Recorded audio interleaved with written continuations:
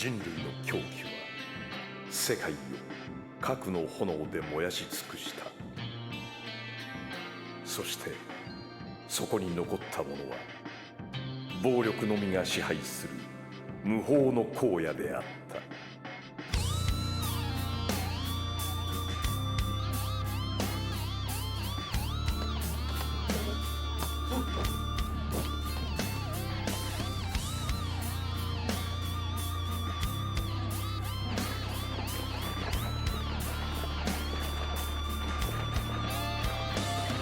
その暴力の荒野に一人の覇者が生まれた。その名はラオウ。彼は自らを剣王と名乗り、暴力と恐怖により民衆を支配した。だがそのラオウの波動の前に立ちはだかる男がいた。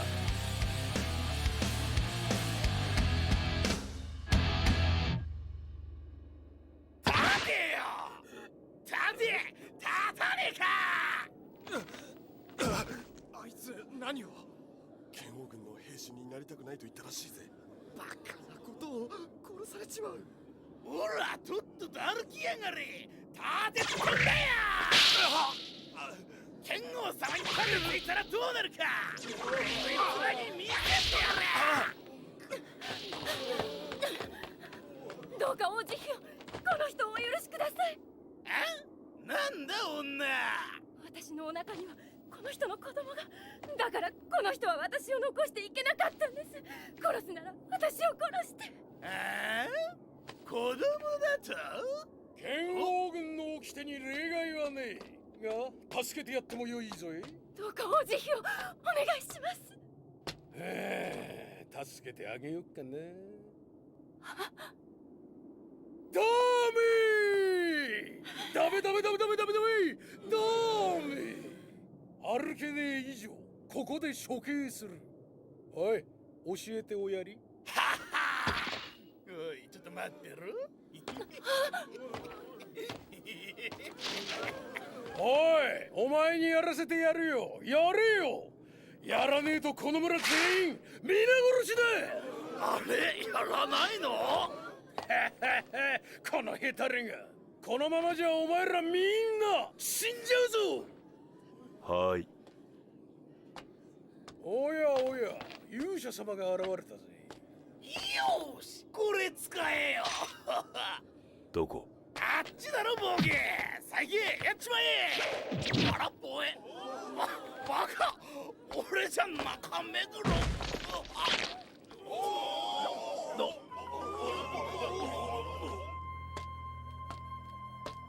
なんだこいつ。何しやがる。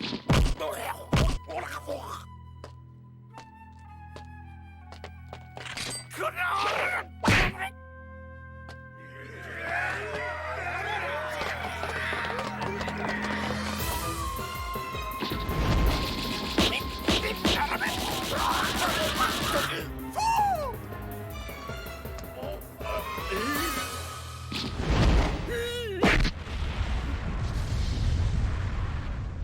てめえ、指なんかで俺様がやられると思ってんのか。おい、そうかい。当たり前だ。俺様は剣王軍の。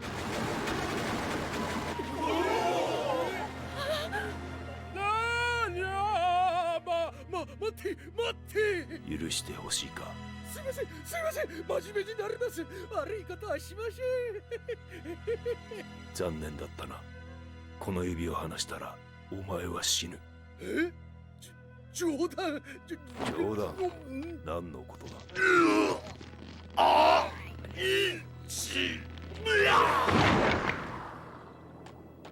大丈夫か。この俺、何と言っていいのか。無用だ。俺は愛する女を奪われ殺された。だから見捨てておけなかった。それだけだ。その人の名は？生まれてくる子が女ならその人の名をお願いします。私たちはそんなことしか。お願いします。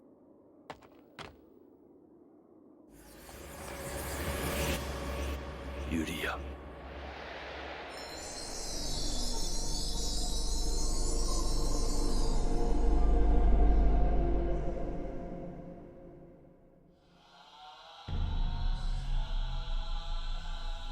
1800年もの長きにわたり磨き上げられた究極の暗殺剣、北斗神拳の伝承者ケンシロウ。彼はその剣をもって弱き者のために戦い続け、いつしか民衆は彼を救世主と呼び、平和への願いを託した。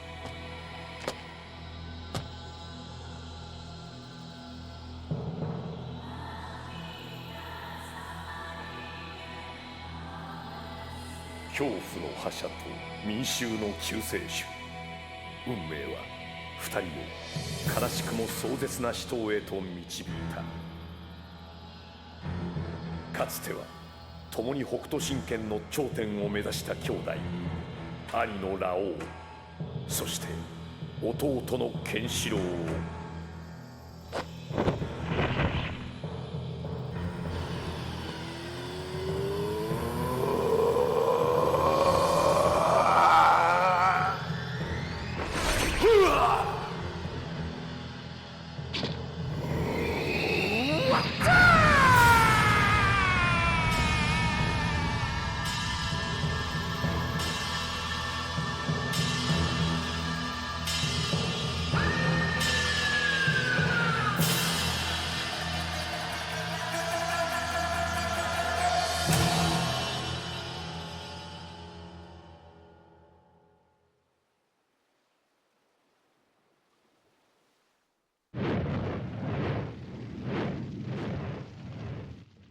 その甲冑はもはや無用。もうこの国に剣王様に歯向かう者はいない。レイナ様の剣王軍親衛隊長としての働きは見事でした。やっと夢が叶いましたな。いいえ、この国を平定してもラオウの夢は終わりません。おお、そうでしたな。次はこの海原を越えて修羅の国の平定。いよいよこの海賊アカシャチの出番ですな。そう、それが私とラオウの夢。しかしなぜ剣王様はあなたほどの女を女房にしなかったのですかな。わしなら絶対そうしとるがな。はっ。ラオウが愛したのはユリアだけ。でもユリアは死んでしまった。それでもラオウはまだその面影を追い続けている。そして多分永遠に一人の女。剣王様は不器用な男ですな。そう、愛が愛だともわからぬ不器用な男。でも私はここで待ちます。ラオウが愛を取り戻す日まで。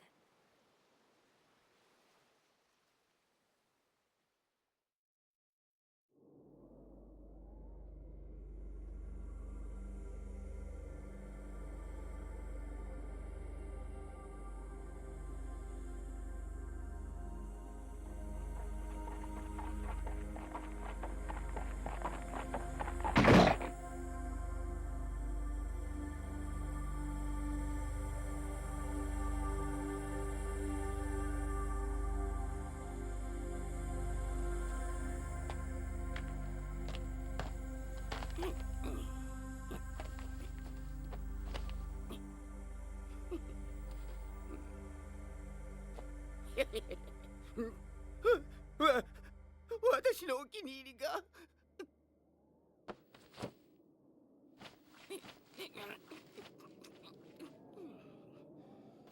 愚かにも程があるわ。まだ我ら剣王軍に歯向かうバカ者どもがいるとは驚きですな。こやつらは何者だ。我らに反抗戦と立ち上がった南都義勇軍でございます。この軍を率いるは南都政権108派の頂点に立つ南都六政権最後の将と聞いております。なんと最後の将。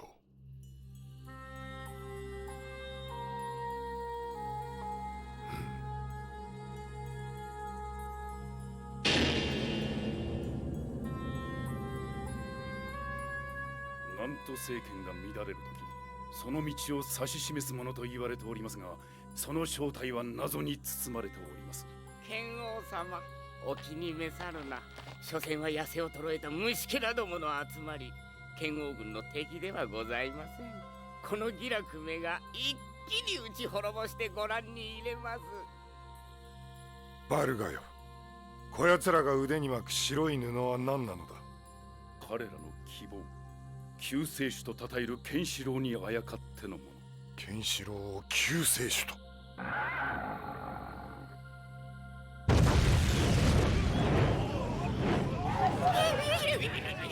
これは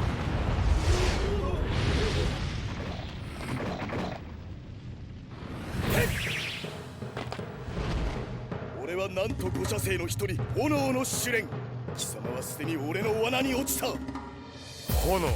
ラオウ、貴様の野望もこれで終わりだ。死ねうわっ。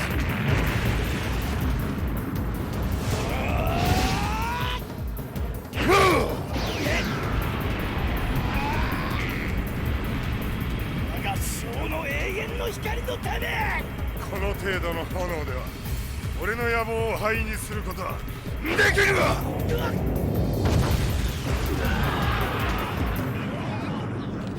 帝王様。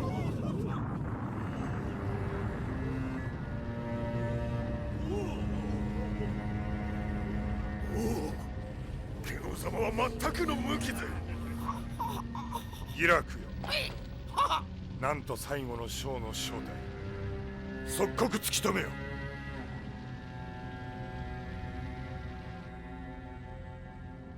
シュレンの捨て身の奇襲をもってしてもラオウは倒せぬか。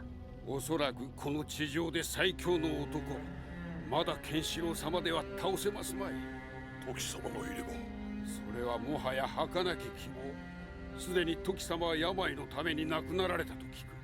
今はケンシロウ様を一刻も早く我らが城塞にお迎えし、共に戦わねばラオウは倒せぬ。我が将よ、ケンシロウ様の居場所はすでに突き止めています。この不動がお迎えに。その時が来たようだな。ケン、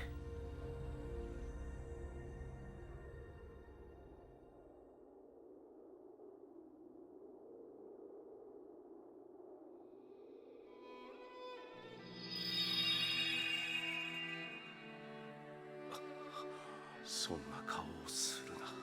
時兄さん、すまない。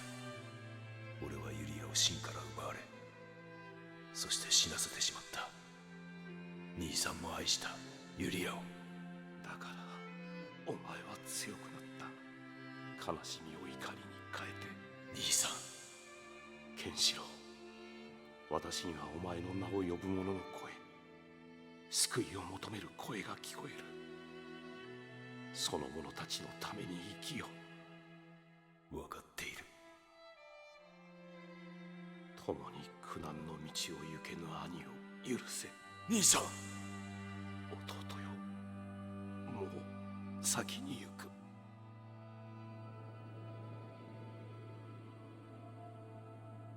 兄さん、俺の中で生きよう。俺は必ず俺の名を呼ぶ者のために生きていく。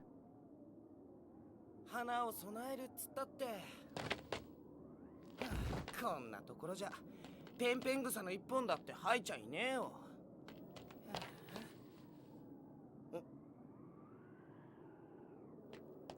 チェ、ケンもかわいそうだよな。恋人のユリアさんとは死に別れて、とうとう時まで行っちゃってよ。けどさ、俺とお前がいりゃケンだって寂しかねえよな。なあ、リン。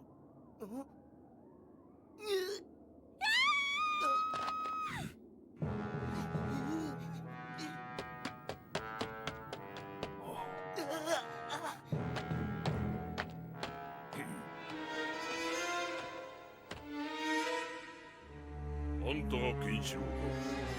お前は？人は俺のことを鬼の不動と呼ぶ。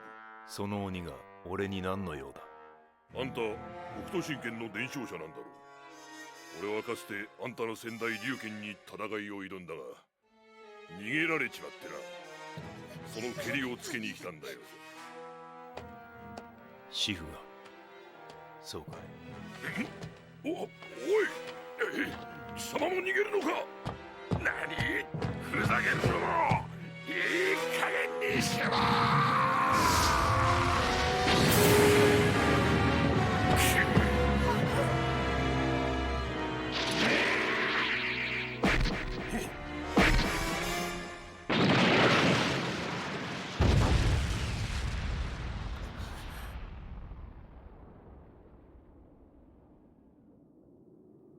ぜそのまま飛行を撃たぬ？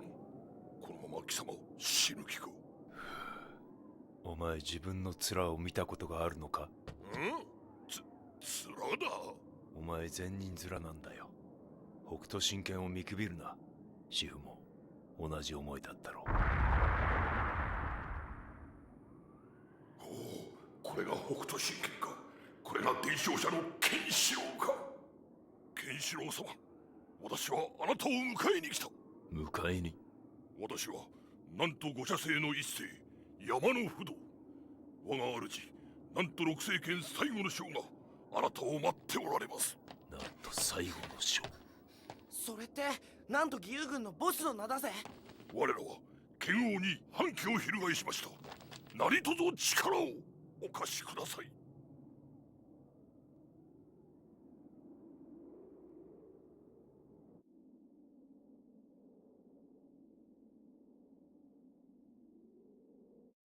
なんと五社星の山の不動がケンシロウのもとに現れたと報告が入りました。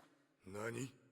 両者が手を結べばサウザーらによって分裂していたなんと全108派の大半の剣士たちが彼らのもとにはせ参じるでしょう。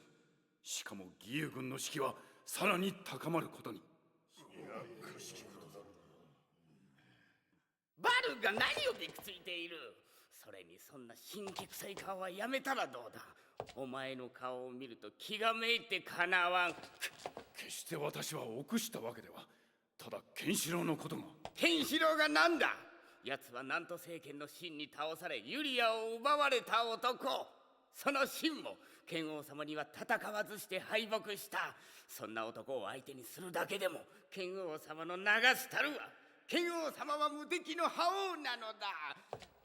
剣王様、機は熟しました。ここで義勇軍どもの本拠地を一気に壊滅させれば、もはやこの世は陛下の天下でございま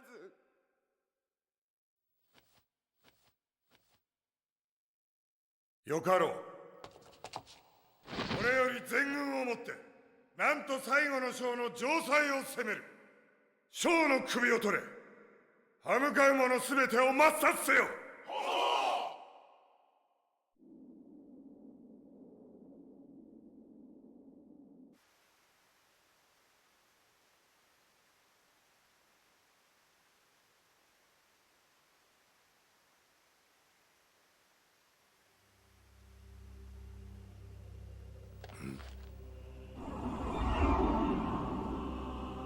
龍拳、俺に倒された恨みでまだ成仏できぬか。あのギラルは小賢しいの。小賢しい？あやつはお前を陛下と呼んだ。陛下とは皇帝のみに許される呼び名。破行未だならずというのに、もうお前を皇帝呼ばわりしご機嫌取り。捨ておけ。じゃがお前はあえてあやつの策に乗った。ケンシロウとの対決を避けるために。怖いのか？くだらぬ。ケンシロウなど俺の敵ではないわ。ならばなぜ自らの剣で戦わぬ？ケンシロウを倒せば義勇軍などいつでも倒せる敵ではないか。聖帝サウザーを倒した男。戦えばこの俺とて無傷では済まぬ。そうなれば剣王軍は一気に崩壊し、ボートの群れと化すは目に見えておる。奴らの本性は人を食らう鬼よ。俺はそれを抑える鬼食らう鬼。まだ傷つくことすら許されぬ。脆いものよな、お前の破行とは。失せろ龍拳。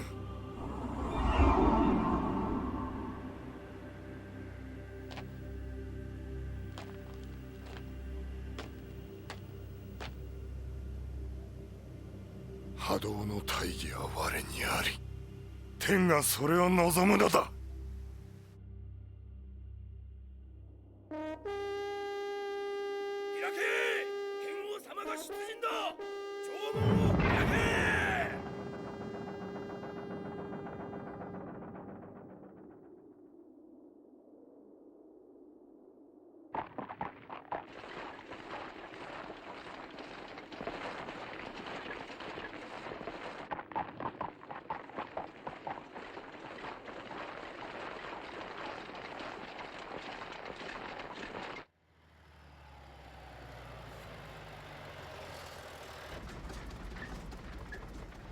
予想よりも早くラオウがナントの将のもとに出陣したそうで、その前に何としてでも早く将のもとへ。武道様、もうガソリンが底をつきます。いかがしますか？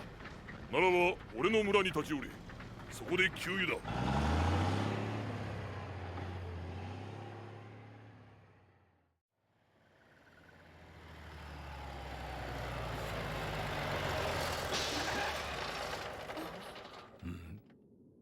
ここが私の村です。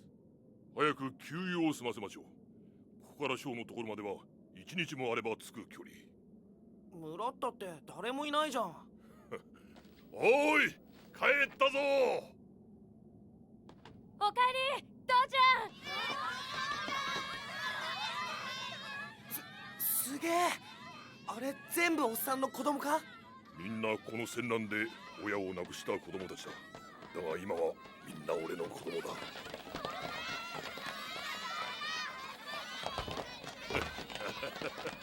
ああ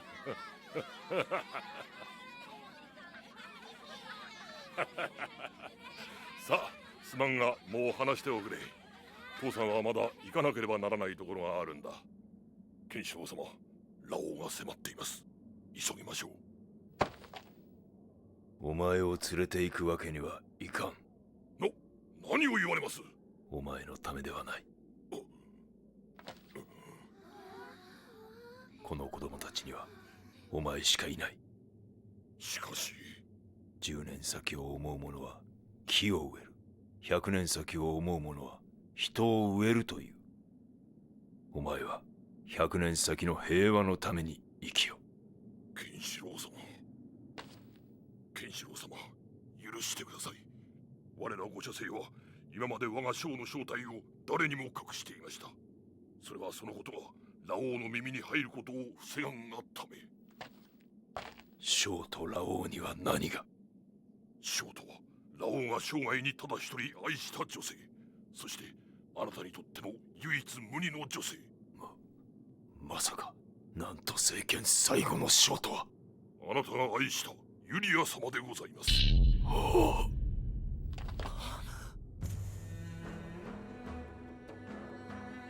ユリアが生きて。なんと正統血統のユリア様を守護するのが我ら五社生の務め。真の暴虐を諌めるために自ら命を絶とうとなされたユリア様を我らはお助けいたしました。ユリア様も苦しみ待ち続けられたのです。あなたが北斗の宿命に目覚め救世主となる日を、自分の幸せを捨ててこの世の光のために。ユリア、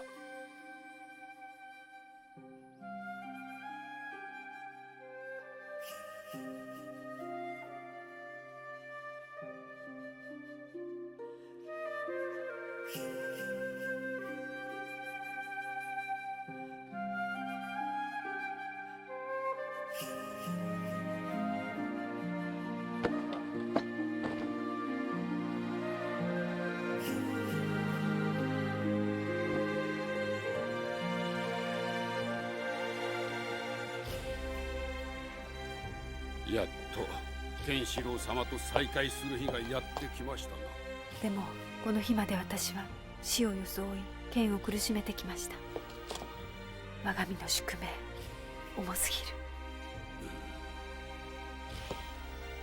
ぎる。イリア様見なされ、この町の人々を。この町には自由が平等があります。その噂を聞いて人々が集まってきています。魂の安らぎを忘れていた人々は。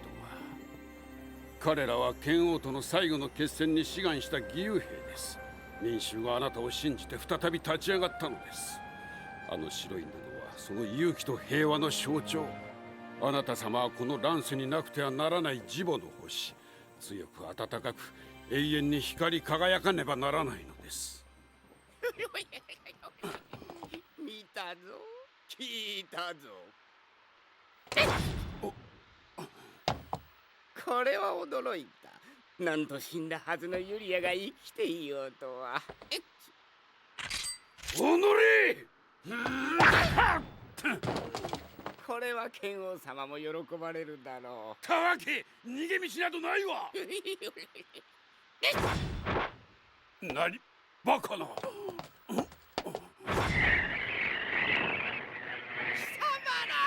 首を洗って待っていろ。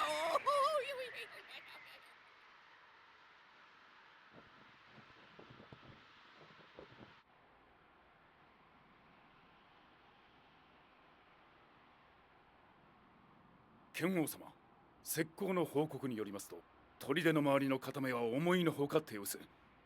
どうやら南都義勇軍は砦に籠城して戦う気配でございます。何が籠城だ。敵はくたびれた民衆の集まり、恐るるに足りん。一気に攻め滅ぼそう。しかし敵の参謀李白はなかなかの知恵者と聞いています。これは罠かもしれません。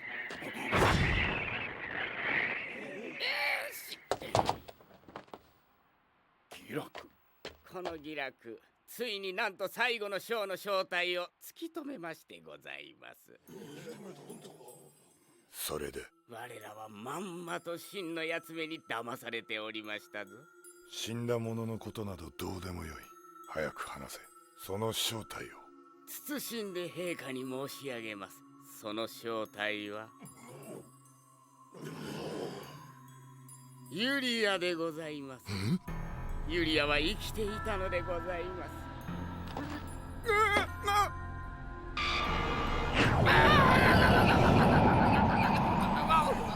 私が何か悪いことを。しめ、この俺をたばかったか。剣王様、もはや軍議など無用だ。はるか。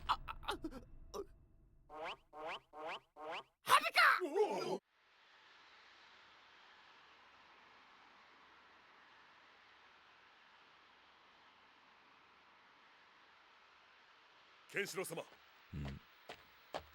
お待ちしておりました。さあ、こちらへ。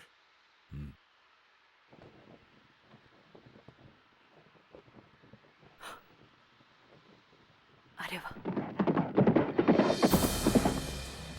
こんなにも早く剣王軍が。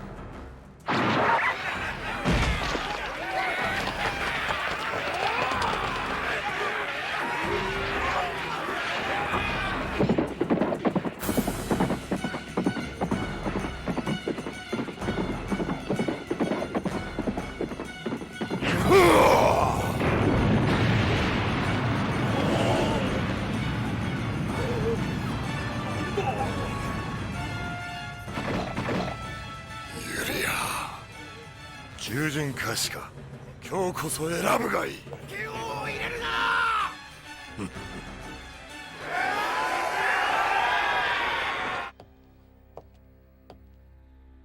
しばしお待ちを。今我らが将が参られます。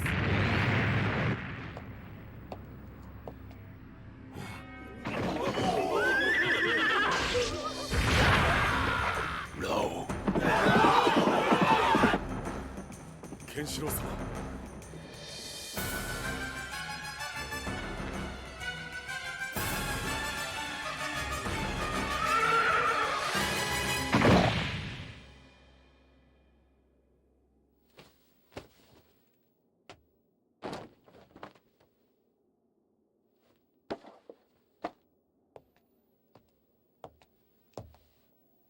もう逃げることはかなわんぞ。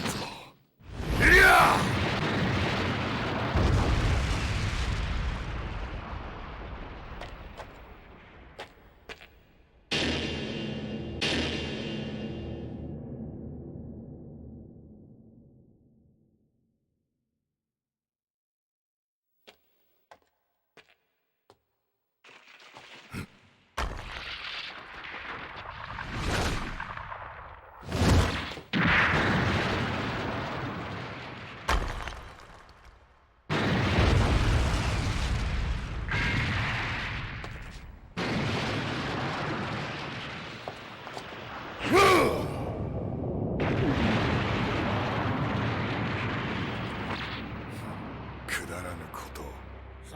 な、ラオ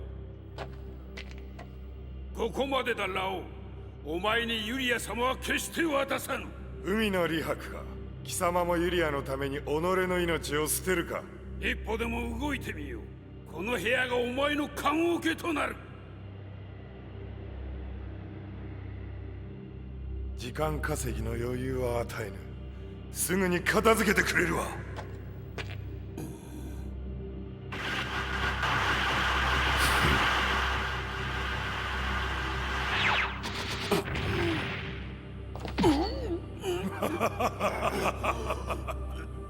死ぬがや、李白。さあ早く、ユリア様。こちらです。こちらでケンシロウ様がお待ちです。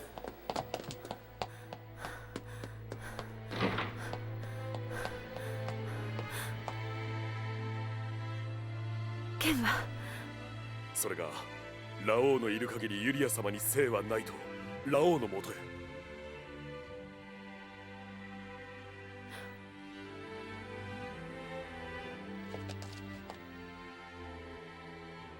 これは剣の。はい。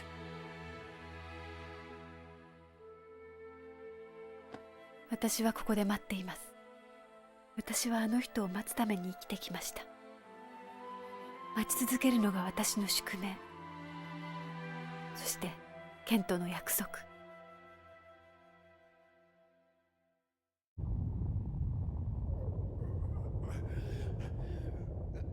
ユリア様の守護星はジボの星。母を知らぬお前もそのジボの星に心を動かされたのか。だがその思いは届かんぞ。ならば誰の手にも渡らぬように殺すまで。さすればユリアは一生俺の心に生きよう。ラオウ。ケンシロウ。ケンシロウ様。ケンシロウ泣け。ユリアはこのラオウがもらい受ける。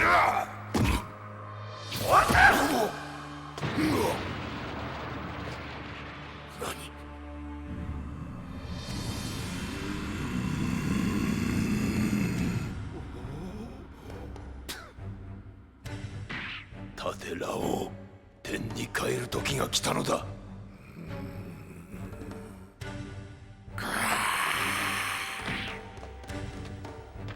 ケンシロウ、ウヌがどれほど強大になろうともこのラオウを倒すことはできる。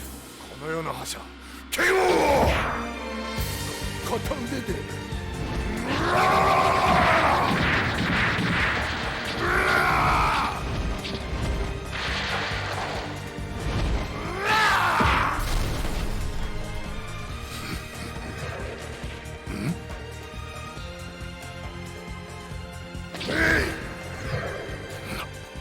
この陶器の流し方、この動きは陶器。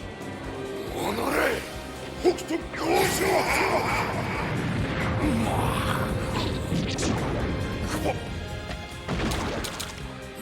なぜだ。奴は実体を空に消した。なん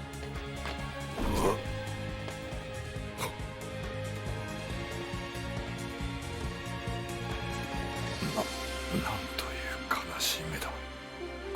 これはまさか。我が子龍拳、最後に一つ聞こう。北斗神拳に無双転生という究極奥義があると聞く。それはどんな奥義だ。それはわしにも教えられぬ。北斗2000年の歴史の中でそれを体得した者はおらぬという。何。この世で最強の者は無。その無より転じて生を拾う。それが無双転生。ラオウ、ウヌがいかに強大になろうとこの奥義だけはつかめん。ウヌはあまりに強大なその野望ゆえに悲しみを知らぬ。それは悲しみを背負った人間のみが。ウヌはその悲しみを背負い北斗2000年の中で最強の男になったというのか。見える。選ばれた男たちと戦い、流された血がケンシロウ様の中に脈打つのは戦いの悲しみがケンシロウ様の体に男たちの奥義を刻みつけていったのか。ラオウ、メイドで時が待っている。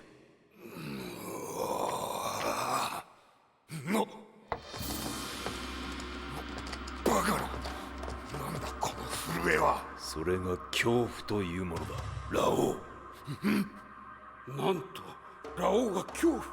その精神は臆せずとも本能は敏感に恐怖。この俺が恐怖を末帝のケンシロウごときに認める。ましてや俺は北斗の長兄。俺に後退はない。あるのは全身勝利のみ。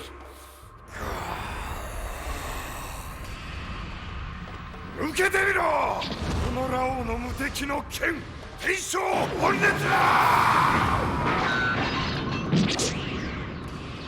俺にも後退はない。ラオウ、今こそ野望を果てる時だ。い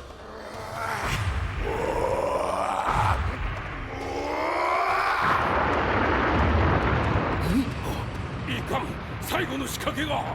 ケンシロウ様、伏せて。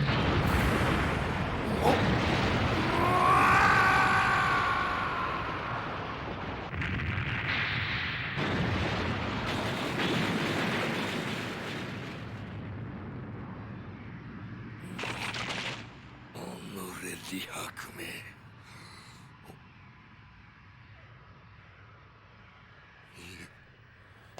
ユリア。ラオウ。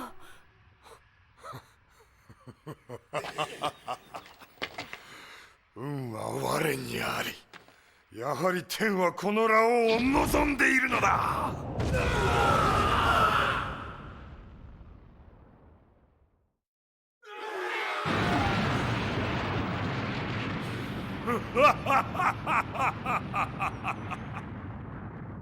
はいや。ユリア様。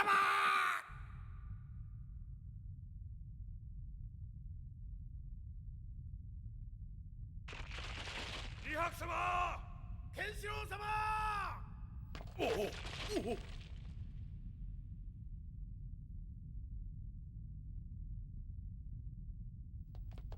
ケンシロウ様、早く手当てを。はい。すまぬケンシロウ様、あなたの力を呼べなかったばかりに余計なことを。海の李白、一生の深く。いいんだ。ケンシロウ様、どこへ。ラオウの後。今のラオウは手負いの獅子。今倒さねば触れるもの全てを抹殺するだろう。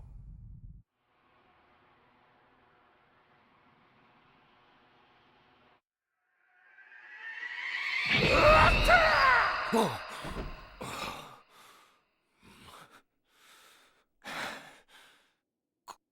のラオウが覇者剣王が夢にまで怯えるというのか。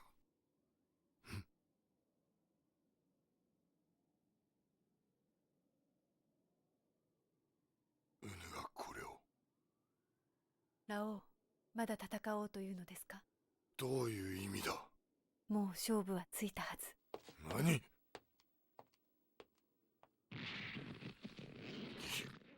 ユリア、ウヌはこのラオウに情けを。心惹かれた女の情けは男にとって最大の屈辱。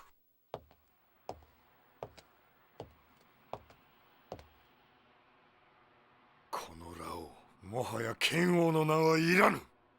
魔王となりてケンシロウを血の海に沈めてやる。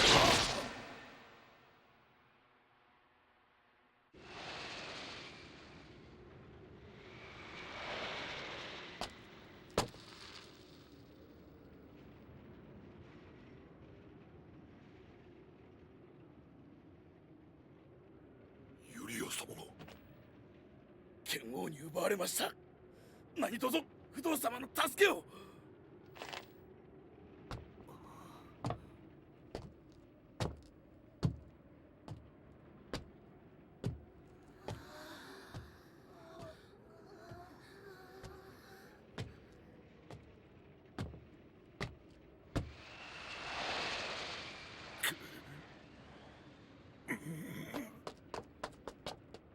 うなされました？急ぎましょう。俺には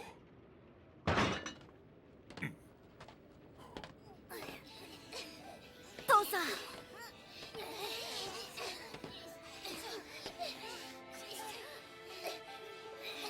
戦って不動の父さん。僕たちなら大丈夫。そうだよ、父さんの子供だよ。お前たち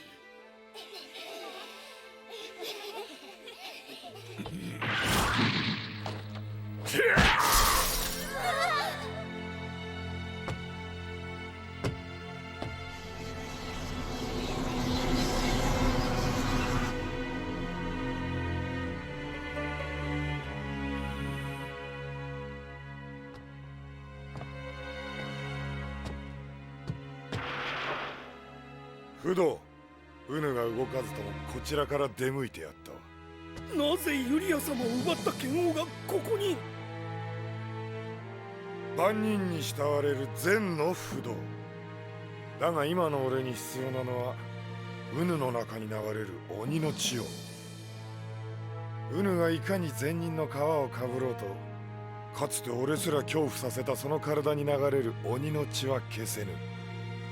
俺にはその血が必要だ。何故鬼の血を望む？必勝の前の小手調べ。不動よ、鬼神となって俺と戦え。さもなくば子供は全て殺す。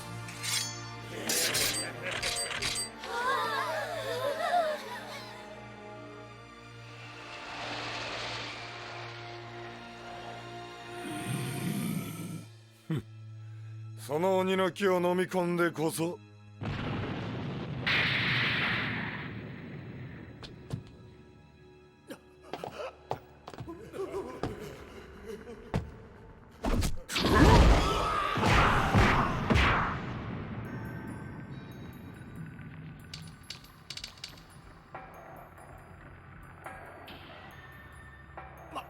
参りました。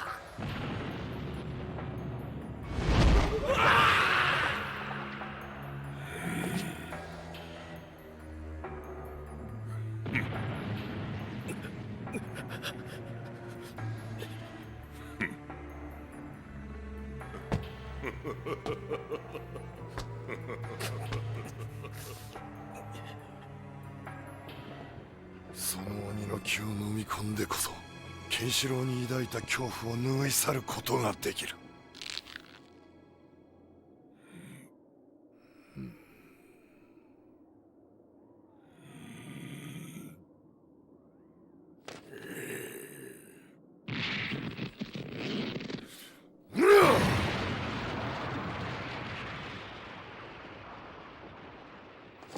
よいか、このラオウの体、一歩でもここより退けば容赦はいらぬ。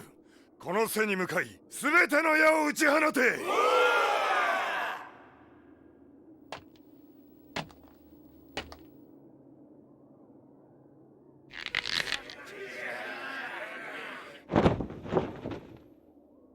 もし退くようならこのラオウの死、弟に勝てぬただの愚形。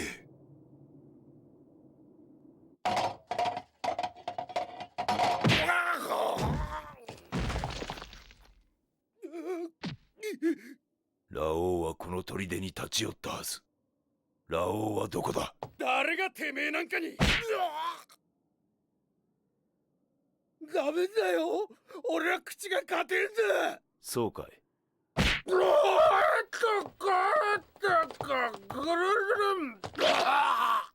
もう一回回ってみる。へい、喜んで。あ、いや、剣王様は不動の村へ。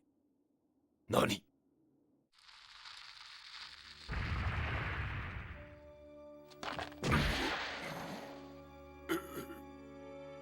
不動、俺の血をすする気で来い。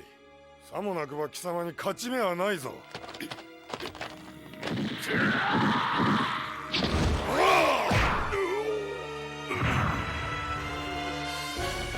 感じぬ。恐怖などみじんも感じぬ。やはりケンシロウに感じた恐怖など俺の気の迷いに過ぎなかったか。もはやお前に用はない。ガキどもと共に死に果てるがよい。そうか、貴様はケンシロウに恐怖を感じたのか。ならばそれ以上の恐怖を味わうがいい。貴様が俺に鬼を見るのはこれからだ。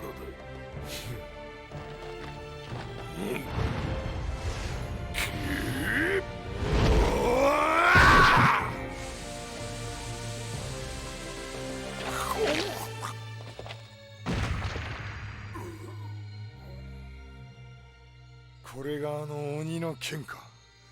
やはり情けは剣を曇らすのみ。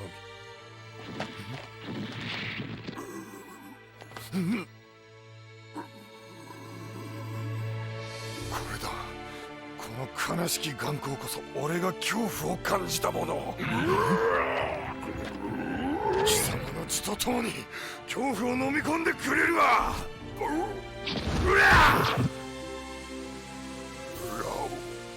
貴様はここで死に果てるのだ。憎しみでも怒りでもない。この眼気を生むものは何だ。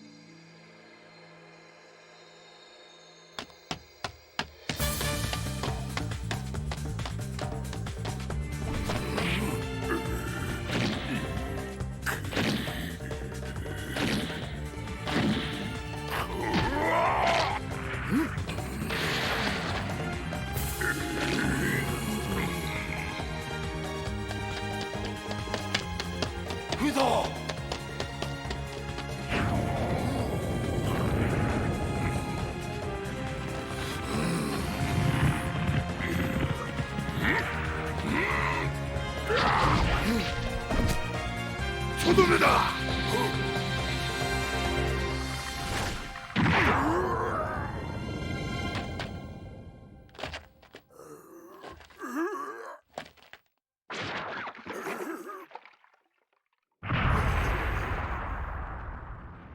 終わった。やはりこの戦も無用だった。俺に恐怖も後退もありえないのだ。何？貴様の肉体はすでに死んでいるはず。貴様にはわかるまい。たとえこの肉体が肉片、いや血の一滴になろうと俺は戦い続けるであろう。愚かな男よ。よかろう。見事俺をここから引かせ弓を射させてみせよ。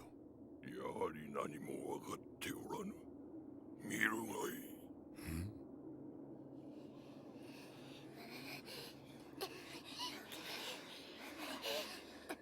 この方を進めるのはこの子供たちの心。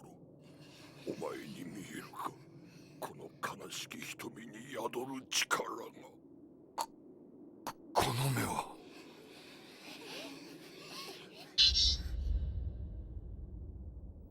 ケンシロウ。死ねラオウ。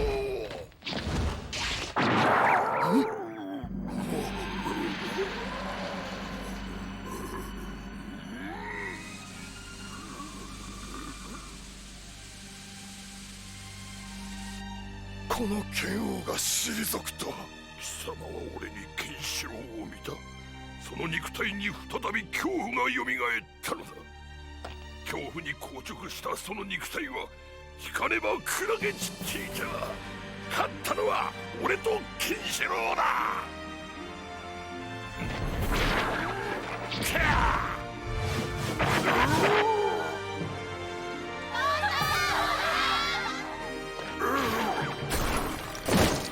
不動さん。ここで俺が倒れてもその体に恐怖が刻まれている限りはもはや二度とケンシロウには勝てぬ。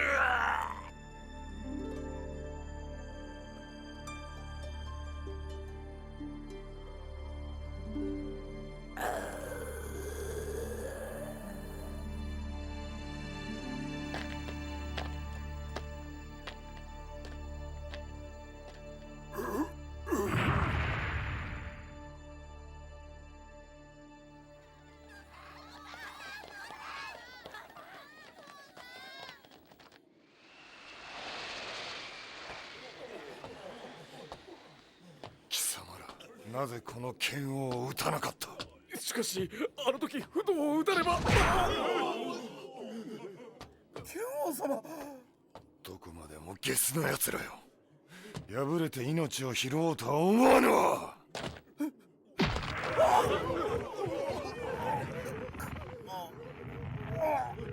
剣王様、おやめください。この者どもも剣王様のため。バルカよ、破行のためにやったことでございます。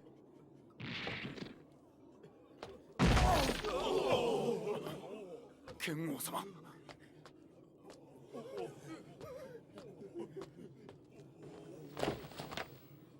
たわけどもが。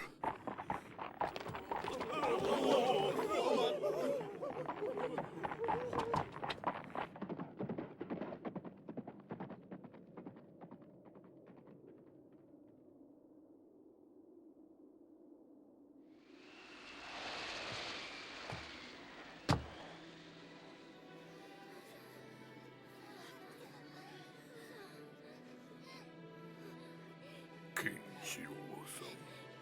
勝ったんだよ。父さんは勝ったんだよ。あのラオウに。そうか。ケンシロウさん。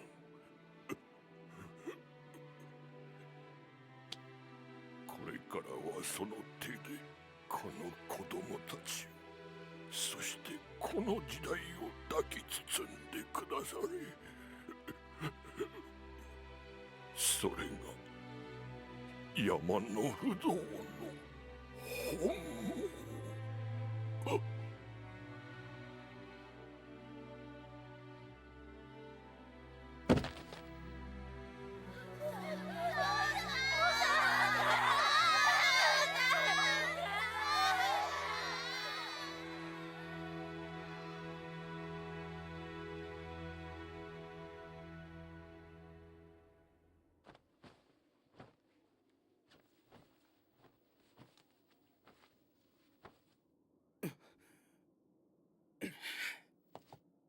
なぜラオウは部下のあなたたちを？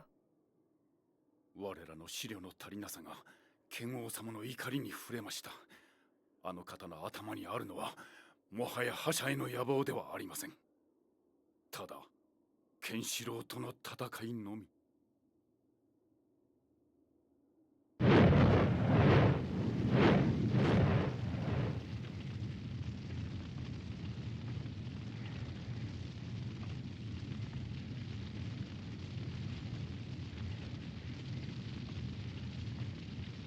燃え盛る炎もこの完璧なる肉体を焼くことはできぬ。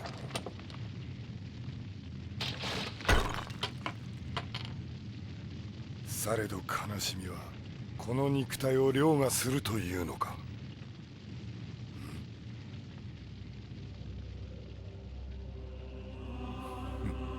今度は時か。ラオウ、あなたはあまりに強大な野望ゆえに人の悲しみが見えるのだ。例えばレイナ、彼女はあなたの破行のためにその身も心も捧げた。彼女を突き動かしたものは何だと思う？我らは共に野望を抱いた仲間であった。レイナを突き動かしたものは野望だ。ならばあなたのユリアへの思いは？それも野望。それゆえ俺はユリアを手に入れた。ラオウよ、それもこれも愛だ。何？それが愛と分からねば無双転生の奥義はつかめぬ。愛を心に刻みつけ悲しみを背負い続けた者だけが最強の男となるのだ。ケンシロウがそうだというのか。ならば俺が取るべき道は一つ。我が弟ケンシロウを倒すことこそ唯一の望み。もはや戻る道も見えず、それがあなたの宿命か。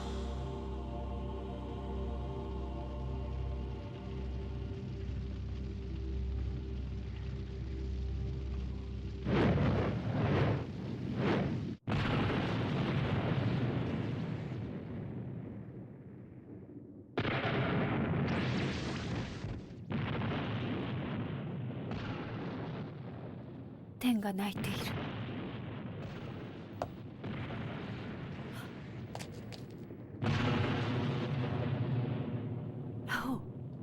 ユリアよ、このラオウ、未だ愛を知らぬゆえに悲しみが見えぬ。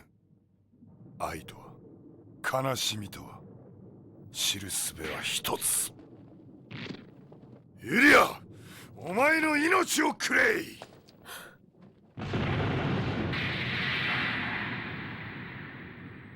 私の命を。そうだ、お前を失って初めて愛を知ることができるかもしれぬ。今の俺にはケンシロウしか見えぬのだ。ラオウ、ユリア、恨んでも構わぬ。いけませぬ剣王様、その方だけは手にかけては。何とぞ正気に。私どもはどうなっても構いませぬ。その方の命だけは。うぬらもユリアの慈母の粛清に打たれたか。だが聞けぬ。血迷ったと言われても構わぬ。俺にはユリアの命が必要なのだ。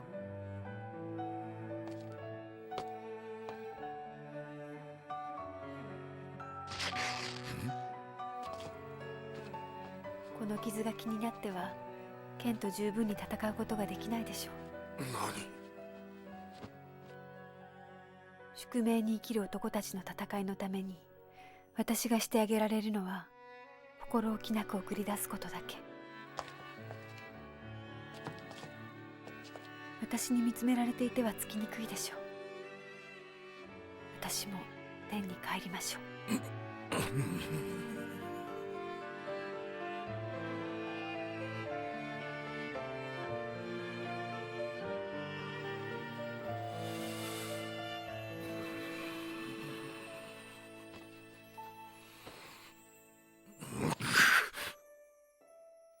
我がうちに悲しみとして生きよう、ユリア。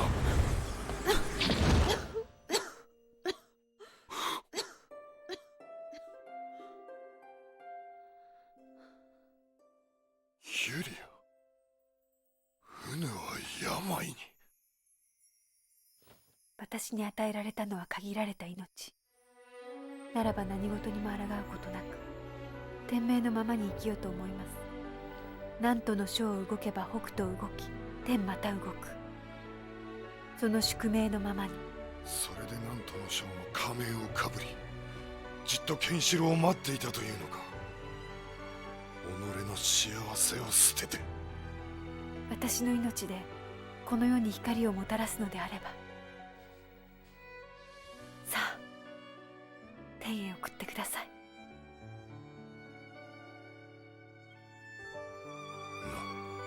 なんという女だ。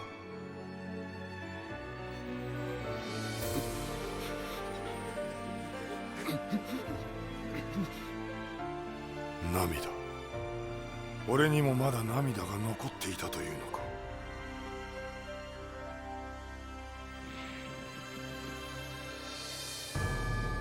だが今はユリアとケンシロウ、二つを望むことはできぬ。許せ、ユリア！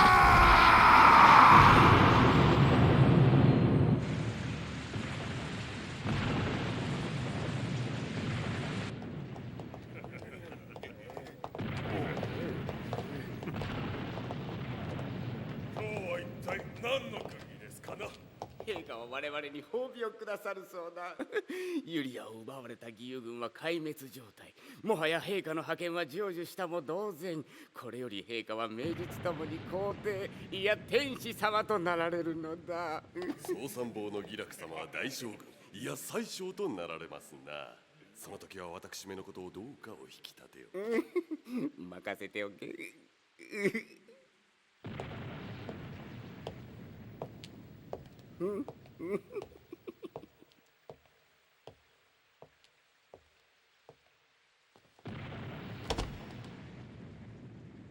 皆の者、今日はお前たちに褒美を取らす。総参謀義楽、前へ。ただいま。もっとそばへ。はっ。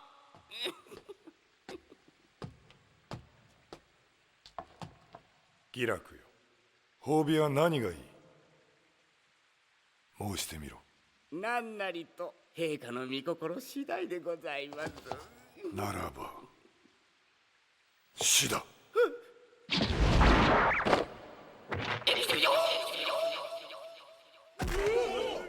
もはやこの世に鬼はいらぬ。俺は鬼を食らう鬼をうぬらすべて食らわしてもらう。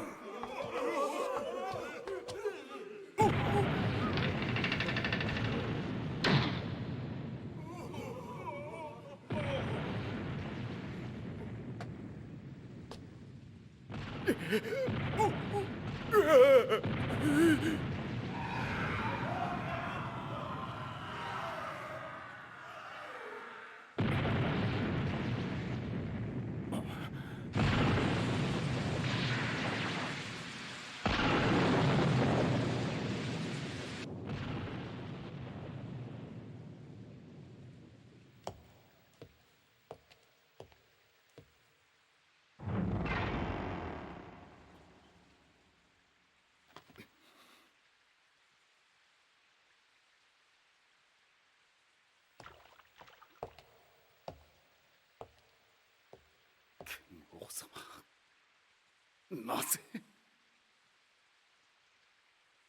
戦える。これで心置きなくケンシロウと戦える。俺が死ねばこやつらでは地上の平和は訪れぬ。それでは俺の負けよ。剣王様の負け？もはやこのラオウに負けはない。俺が負ければ天が嘲笑う。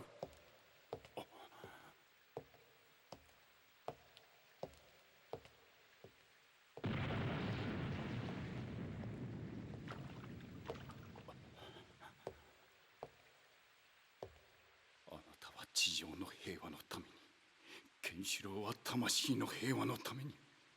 それが二人の戦いだった。今それをこのバルが知りました。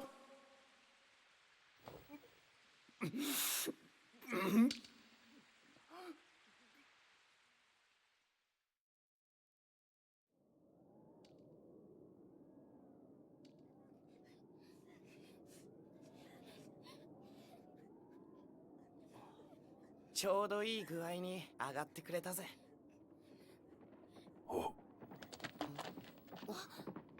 ケン、あれは国王。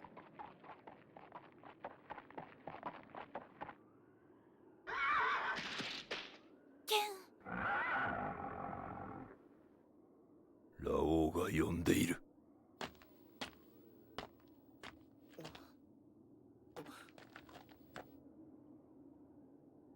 リン、バット、お前たちがこの最後の戦いを見届けるのだ。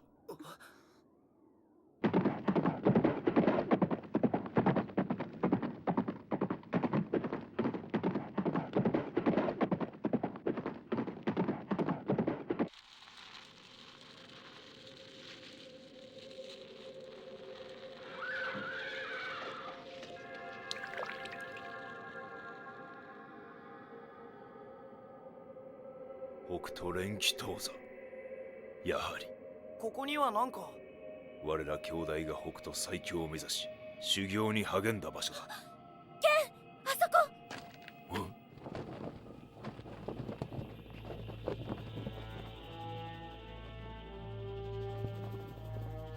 ラオウ、ケンシロウ、ウヌの骨と北斗1800年の歴史を葬るにここより他に場所はない。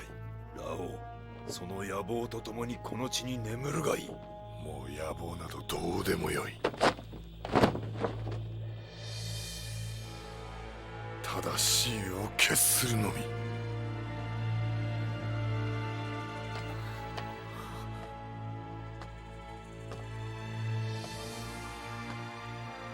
最強の北斗神拳伝承者をほふる者の名はラオウ。このラオウより真の強者の歴史は始まる。ケンシロウ、ちりと砕けよ。うわりゃ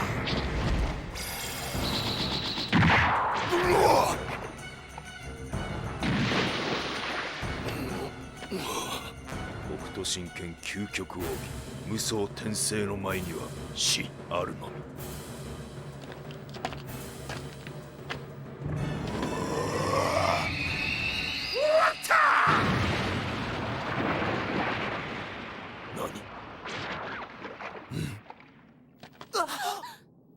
ラオウ、貴様無双転生を。俺もこの心を血に染めて悲しみを背負うことができたわ。何？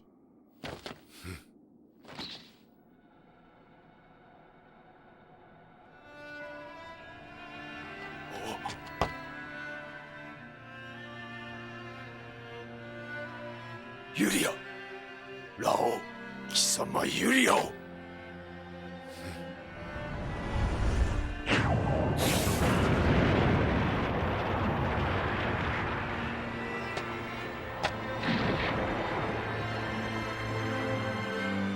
ユリア。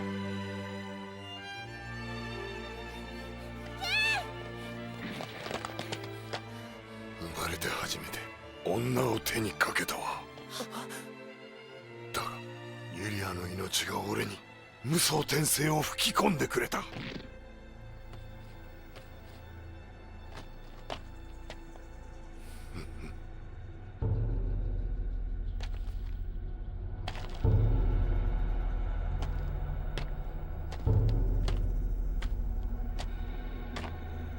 今全てが終わる。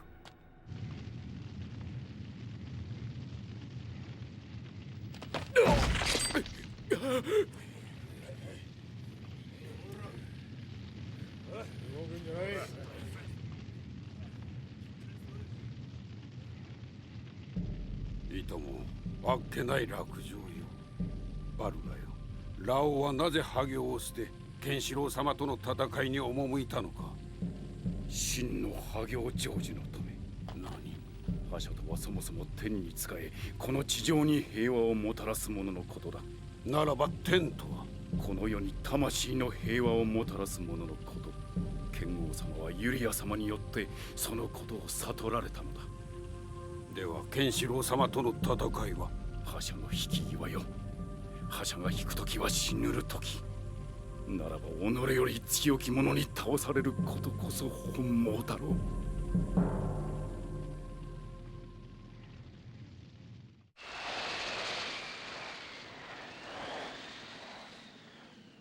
来い。名もいらぬ、光もいらぬ。このラオウが望むものは剣の勝利。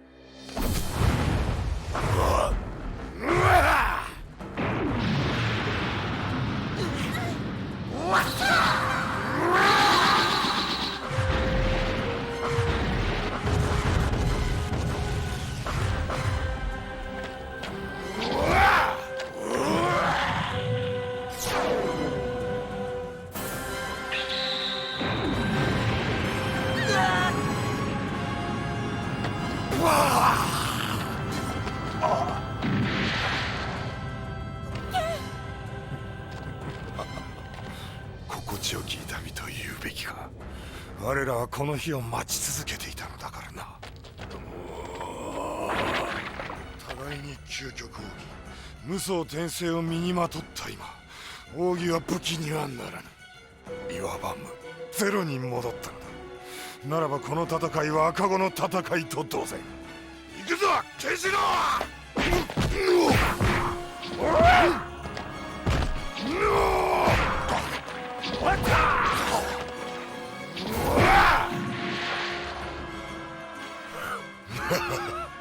貴様に剣を教えた身、このラオウに一日の長があるわ。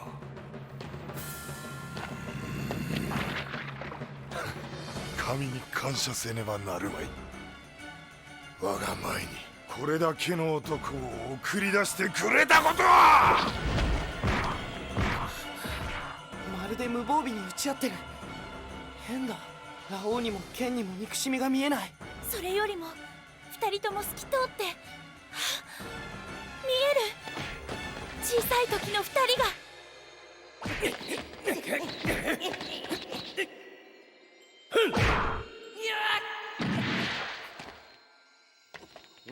めておけ。今日はここまでだ。嫌だ。やめない。もっと強くなるんだ。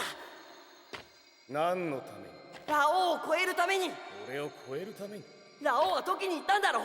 自分が道を誤ったらトキの剣でそれを止めろと。どうしてトキにだけ？お前。俺だって北斗の兄弟、ラオウの弟なんだ。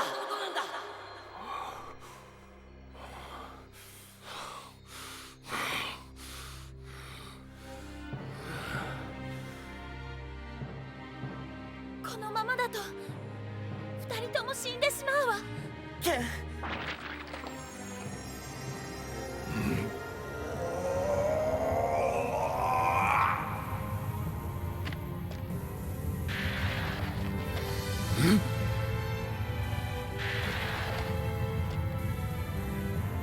我が闘気を。ケンはラオウの闘気だけを見ている。次で決着をつける気だ。どういうこと？ケンは言ってた。互いに見切りを極めた同士では全ての技は交わされて決着はつかない。ならばラオウの闘気を誘い、それを見切りの間合いとすると。でもそれではラオウに近づくこともできない。いや、いつか闘気は乱れる。それに乗じて無双の一撃を放つ。それがケンの死をかけた見切りだ。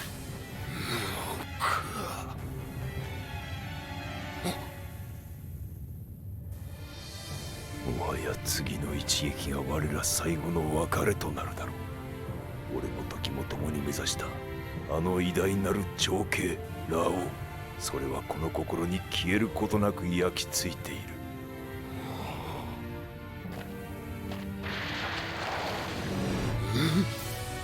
ラオウの闘気が逃げている。闘気の一瞬の乱れも許さないケンの無双の剣に、もはやラオウはなす術もないんだ。ユリアさん、もうすぐ来るわ。長かった二人の戦いの終わりが、そして二人の魂に安らぎが訪れる時が。よかろう。ならばその思い砕いてみせよう。この剣に我が生涯の全てを込めて受けてみよう、我が前霊の剣を。ラオウの闘気が消えた。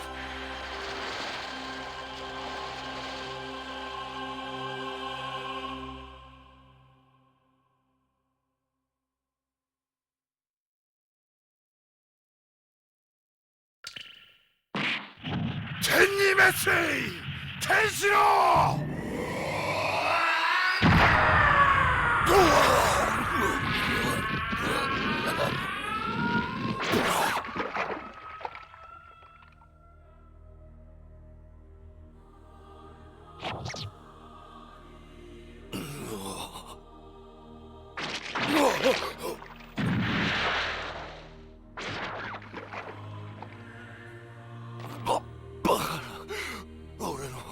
このラオウの前霊の剣が。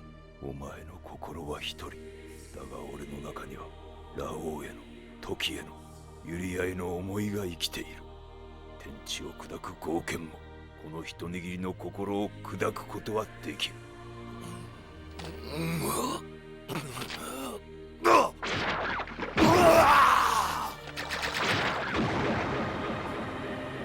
ラオウよ、勝負はこれまでだ。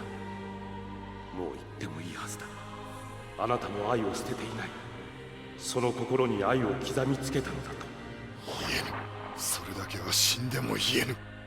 愛を帯びるなど我が剣には恥辱。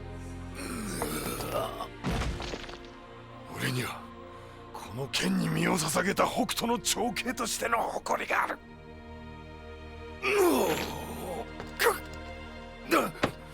見せようぞ、世紀末覇者ラオウの死に様を。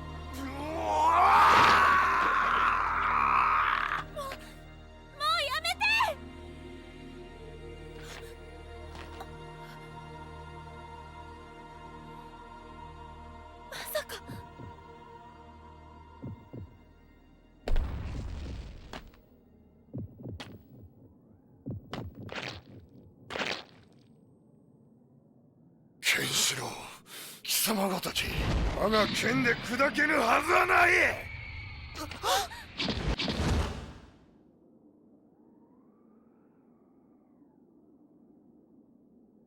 すでに見切っておったが、我が剣にはもはやお前を砕く力など残っておらぬこと。ラオウ、今こそ悟った。お前は今日まで熾烈なる強敵との戦いの中で死を見切って生きてきた。そしてその戦いが、友たちの思いがいつしか俺を超える力をお前に与えていたと。友か。俺には友と呼べる男は時しかいなかった。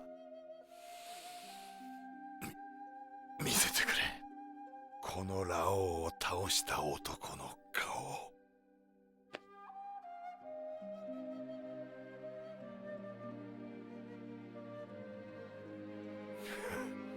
見事だ、弟よ。兄さん、俺にはあなたが最大の友だった。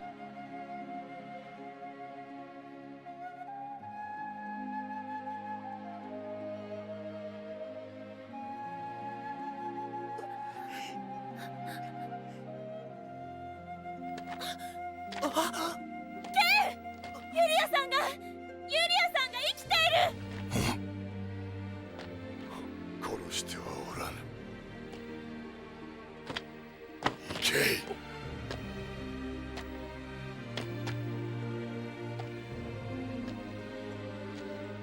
け。ユリア。ユリア、残る生涯ケンシロウと二人静かに暮らすがいい。ラオウ、レイナ、俺は今こそ愛を知った。この身は滅しようとも魂はお前のもとへ。俺を許せ。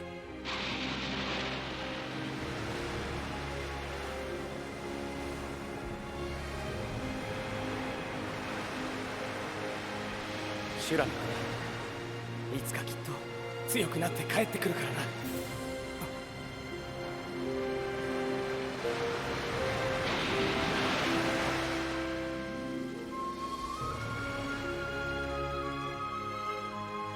さらばだ、ケンシロウ。俺もまた天へ、時のもとへ行こう。このラオウ、天に帰るに人の手は借りぬ。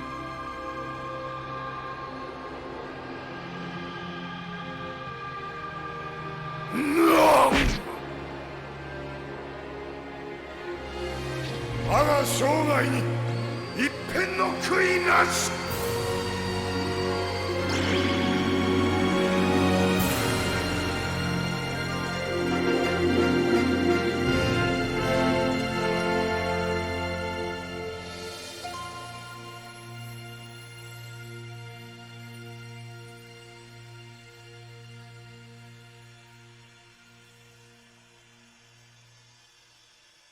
強制大塚。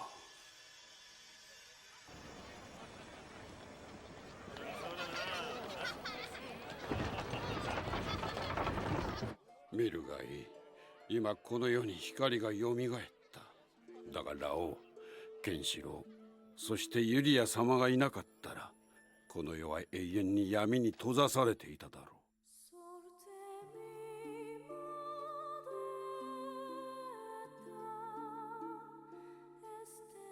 兄さん、天が微笑んでいる。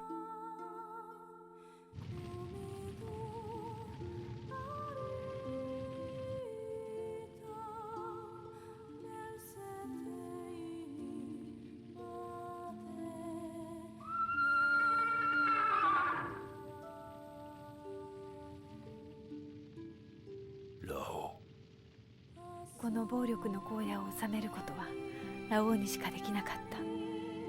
でも恐怖による統治に魂の安らぎはない。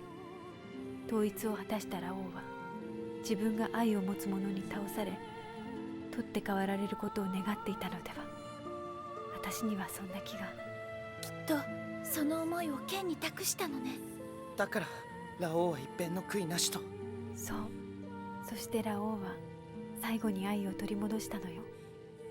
ラオウ、時とともに眠れ。俺はあなたの生き様を胸に北斗神拳伝承者として生きよう。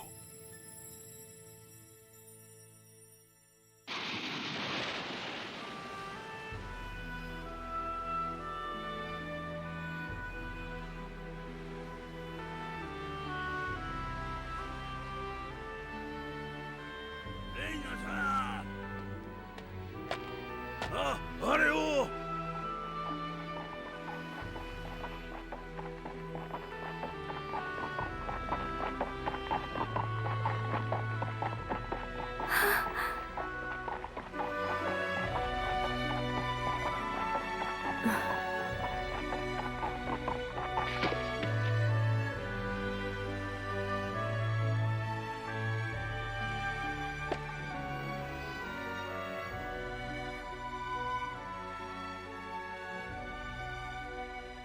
おかえりなさい、ラオウ。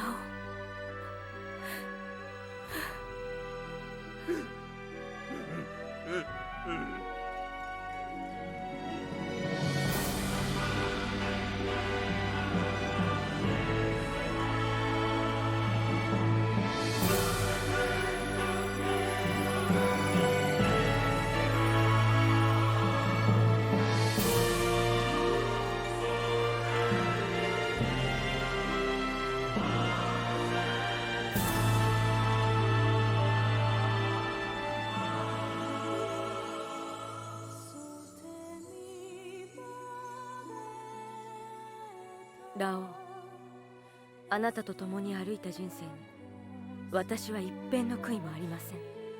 私たちの思いはきっとケンシロウが抱いて私たちの故郷へとこの海を渡るでしょう。あの日あなたがケンシロウを抱いてこの海を渡ったように。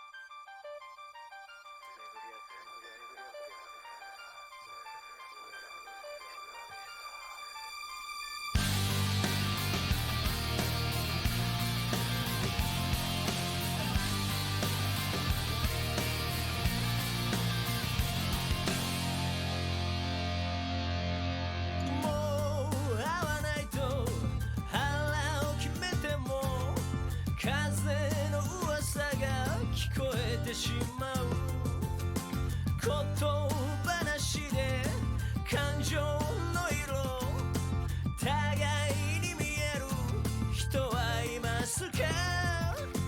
途方もない確率で君と僕はつながり、憎しみや愛とかにおもちゃにされる。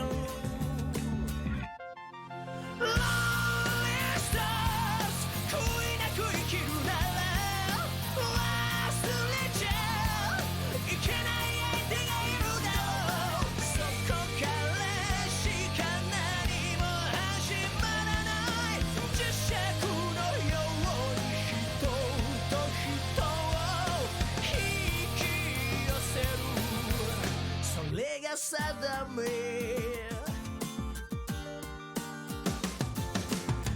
れからずっとあるがまま正直にあると決めたのに、恐れをなして楽をする、そんな自分が鏡に映る。いつの日か変われると無理やりにつぶやいて、日付がそっと変わるのただ待っていた。Lonely stars